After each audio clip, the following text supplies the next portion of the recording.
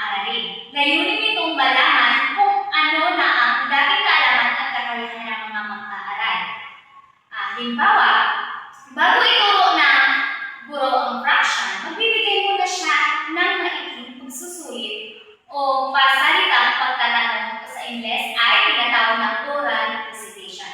Ang pangalawang uri naman ay ang pagtataya formatibo.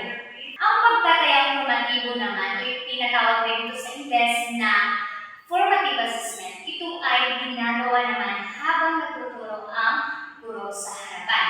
Layunin nitong malaman kung may natutunan ba ang mga mag-aaral habang nagsasalita ang guro dito sa harapan. Halimbawa, pasalitang pagtatanong sa klase. Habang nagtuturo ang guro ay siya ay magbibigay ng mga tanong upang malaman niya kung may natutunan ba talaga ang mga mag-aaral at nakikinig ba sila sa talakayan.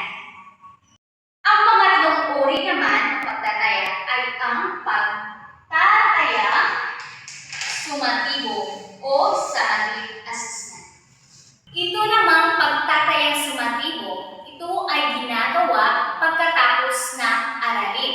Layunin nitong malaman kung gaano na karami ang natutunan ng mga mag-aaral.